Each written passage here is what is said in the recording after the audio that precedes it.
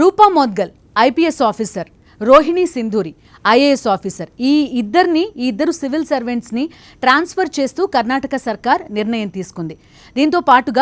వీళ్ళిద్దరితో పాటుగా రూపా మోద్గల్ భర్త మునీష్ మోద్గల్ని కూడా ట్రాన్స్ఫర్ చేసింది. ఈ ముగ్గురికి కూడా ట్రాన్స్ఫర్ చేస్తూ ఎటువంటి పోస్టింగ్ ఇవ్వలేదు. సో వీళ్ళ ట్రాన్స్ఫర్ల వెనుకున్న కారణం ఏంటి? రూపా మోద్గల్, ఇద్దరు పరస్పర ఆరోపణలు చేసుకుంటున్నారు. ఫేస్బుక్, ట్విట్టర్ వేదికగా రచ్చకెక్కారు ఇద్దరు. వ్యక్తిగత ఆరోపణలకు కూడా దిగుతున్న పరిస్థితి ఇద్దరు. మొదట అసలు రూపా మోద్గల్ ఏమంటున్నారో చూద్దాం. రోహిణి సింధూరి గతంలో పనిచేసిన హసన్ జిల్లాలో తన బంగ్లోకి స్విమ్మింగ్ పూల్ కట్టించుకున్నారు, అధికార దుర్వినియోగానికి పాల్పడ్డారు అనేది. దాంతో పాటుగా ఆమె ఇంపోర్ట్ డ్యూటీ కట్టకుండా వేరే దేశం నుంచి ఫర్నిచర్ని దిగుమతి చేసుకున్నారు అనేది ఆరోపణ చేస్తున్నారు. దీంతో పాటుగా ఒక ఐఏఎస్ ఆఫీసర్స్ గ్రూప్లో తన ప్రైవేట్ పిక్చర్స్ షేర్ చేశారు అనేది కూడా ప్రధానంగా రూపా మోద్గల్ ఆరోపిస్తున్నారు. ఇది సర్వీస్ నిబంధనలకి, ఐఏఎస్ అధికారులకి ఉండే సర్వీస్ నిబంధనలకి పూర్తి విరుద్ధం అనేది ఆమె చేస్తున్న ఆరోపణలు.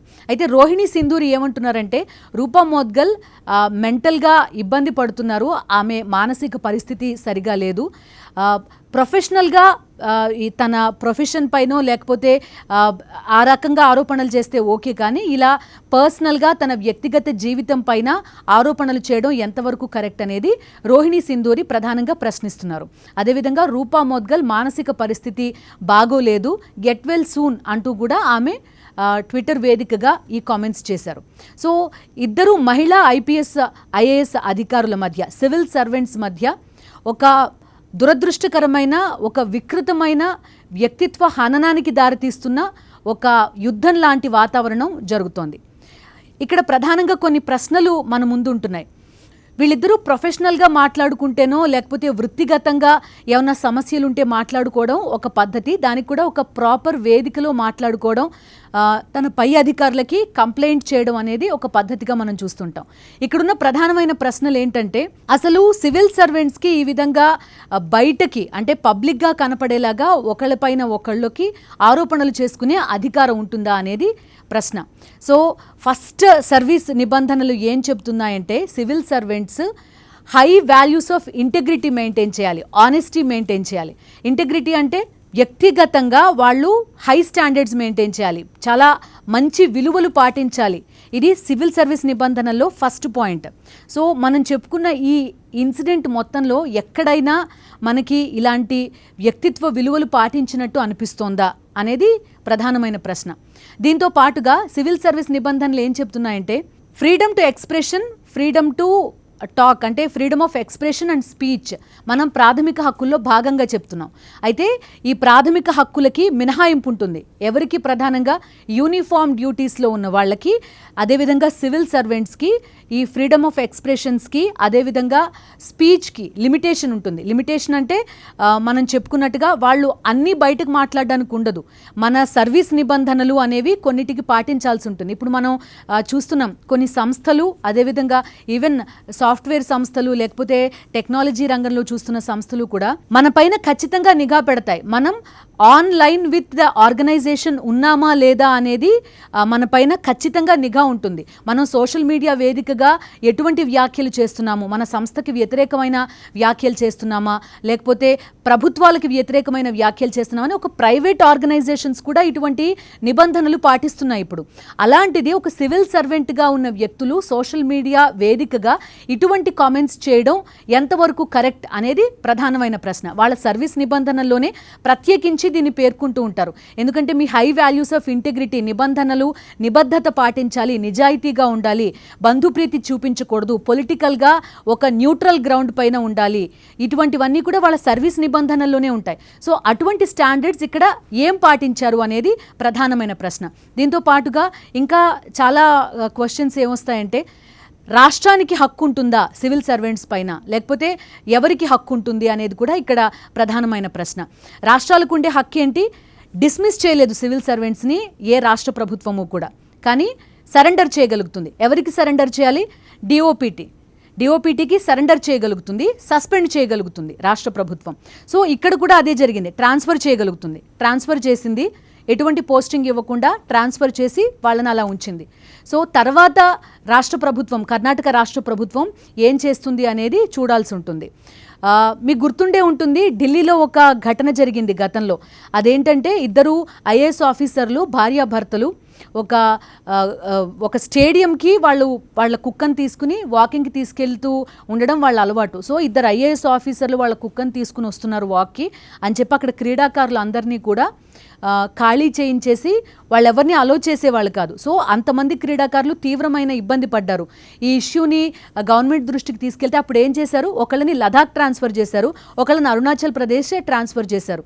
సో మ్యాక్సిమం ఈ విధంగా చేయగలుగుతుంది, మ్యాక్సిమం పనిష్మెంట్ అనమాట. సో అలాంటి ఒక పనిష్మెంట్ ఆ ఇద్దరు ఐఏఎస్ అధికారులకి ఇచ్చింది అప్పట్లో. సో ఇటువంటి ఘటన, ఇద్దరు మహిళా అధికారులు ఈ విధంగా వ్యక్తిత్వ హననం చేసుకోవడం, పరస్పర దూషణలు చేసుకోవడం, సోషల్ మీడియా వేదికగా కొట్టుకోవడం అనేది గతంలో ఎప్పుడూ ఇటువంటి ఇది లేదు. పర్టిక్యులర్గా రోహిణి సింధూరి, ఆవిడకి చాలా మంచి పేరుంది. హసన్ జిల్లాకి సంబంధించి అధికారిగా పనిచేశారు, దాంతోపాటుగా పలు జిల్లాలకి పనిచేశారు. చాలా షార్ట్ టర్మ్లోనే ఆవిడ ట్రాన్స్ఫర్స్ కూడా ఎదుర్కొన్న పరిస్థితి. మన ఏపీకి సంబంధించిన అమ్మాయే రోహిణి సింధూరి. సో ట్రాన్స్ఫర్స్ ఎదుర్కొంది, మంచి పేరు కూడా ఉంది, బాగా డ్యూటీ చేస్తారు అని చెప్పి. అయితే ఇక్కడ రూపా మోద్గల్, మనం ఎవరైతే ఐపీఎస్ అధికారి చెప్పుకున్నామో, ఒక ఎంపీ ఆవిడని సపోర్ట్ చేస్తున్నారు.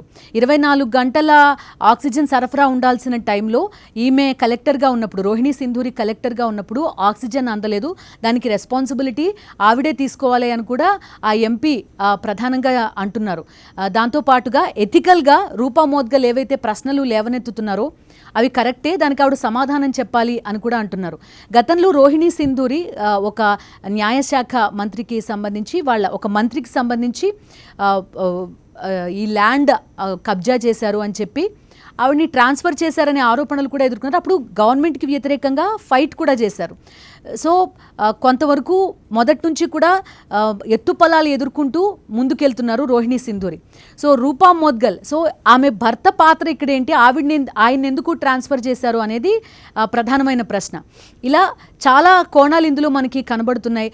సో ట్రాన్స్ఫర్ చేసి పోస్టింగ్ ఇవ్వకుండా ఎన్నాళ్ళు ఉంచుతారు, లేకపోతే డిఓపిటీకి సరెండర్ చేస్తారా, ఇదన్నీ కూడా ఇక్కడ ప్రధానంగా ఈ సందర్భంలో వస్తున్న క్వశ్చన్ మార్క్స్. సో దీంతో పాటుగా ఇంకొక ప్రధానమైన యాంగిల్ కూడా ఇక్కడ మనం చెప్పుకోవాలి. ఇద్దరు కూడా మహిళా ఆఫీసర్స్. బేసిక్గా మహిళలు చాలా రంగాల్లో రాణించడమే చాలా కష్టం. అటువంటిది వీళ్ళు చాలా దూరం ప్రయాణం చేసి వచ్చారు. ఐపీఎస్ అవ్వడము, ఐఏఎస్ అవ్వడం అంటే మాటలేం కాదు. ఆ జర్నీ ఇట్ సెల్ఫ్ చాలా రిగరస్ జర్నీ, చాలా కష్టపడాల్సి వస్తుంది, చాలాసేపు పాటుపడాల్సి వస్తుంది. మామూలు చదువు కంటే కూడా పెద్ద ఆల్ ఇండియా లెవెల్లో కాంపిటీషన్ ఫేస్ చేయాల్సి వస్తుంది. సో ఇవన్నీ దాటి వీళ్ళిద్దరూ వచ్చారు. సో ఎంత కష్టపడి ఉంటాలో కూడా ఆలోచించాలి. అదేవిధంగా సర్వీస్ పరంగా కూడా ఇద్దరికి కూడా మంచి ట్రాక్ రికార్డ్ మెయింటైన్ చేస్తున్న వాళ్ళే. సో ఎందుకని ఇలాంటి ఒక ఫైట్కి తెర తీశారు, ఎందుకు ఇలా కొట్టుకుంటున్నారు అనేది ఒక ప్రశ్నార్థకం. ఇంతమంది మహిళల్ని వీళ్ళు రిప్రజెంట్ చేస్తున్నారు. చాలామంది ఇక్కడ ప్రధానంగా బసవరాజ బొమ్మాయి కర్ణాటక సీఎం చేసిన కామెంట్స్ని కూడా ఒక్కసారి చూసుకోవాలి. ఫస్ట్ ఈ ఇష్యూ వచ్చినప్పుడు కర్ణాటక సీఎం బసవరాజ బొమ్మాయిని మీడియా ప్రశ్నిస్తే, మీరు ఎట్లా చూస్తారు ఈ ఐఏఎస్ అండ్ ఐపీఎస్ వార్ని అని అడిగితే ఆయన ఏమన్నారంటే, ఇద్దరు ఆడవాళ్ళ మధ్య గొడవ ఇది అని ఆయన లైట్గా కామెంట్ చేశారు. సో ఇంతమంది మహిళల్ని వాళ్ళు రిప్రజెంట్ చేస్తున్నారు. జనరల్గా సర్వీస్ రూల్స్లో ఉన్నవాళ్ళు, లేకపోతే మంచి హోదాల్లో ఉన్నవాళ్ళు, ఎవరైనా మగ అయినా ఆడైనా కూడా చాలా బాగా పనిచేయాలి, చాలా బాగా కష్టపడాలి. అందున మహిళలైతే ఇంకాస్త ఎక్కువ కష్టపడాలి, ఇంకాస్త ఎక్కువగా జాగ్రత్తగా ఉండాలి అని చెప్తూ ఉంటారు. సో ఇక్కడ వీళ్ళిద్దరూ నిజంగా ప్రొఫెషనల్గా ఒకళ్ళకొకళ్ళు ఫైట్ చేసుకుంటే బాగుండేదేమో, కానీ ఇలా వ్యక్తిగత విషయాలు ని పైన పెట్టుకుని వ్యక్తిగత విషయాలకి సంబంధించి ఫైట్ చేసుకోవడం ఎంతవరకు కరెక్ట్ అనేది ప్రధానమైన ప్రశ్న. ఇంకా కొంత బాధ్యతగా ఉండాల్సి ఉందేమో ఇద్దరు అనేది నాకైతే అనిపిస్తోంది. ఇది నాకు ఈ మొత్తం ఇష్యూలో అర్థమైన విషయం. సో మీరేమంటారు, నిజంగా ఐఏఎస్ ఐపీఎస్లు ఇలాంటి ఒక యుద్ధానికి తెరతీయడం ఎంతవరకు కరెక్ట్? అండ్ ఈ మొత్తం ఘటన పైన మీ కామెంట్ ఏంటి? మహిళల విషయంలో బసవరాజ బొమ్మాయి చేస్తున్న కామెంట్స్ కరెక్టేనా? ఈ ఇష్యూ గురించి మీరేమనుకుంటున్నారో కూడా కామెంట్ చేయండి.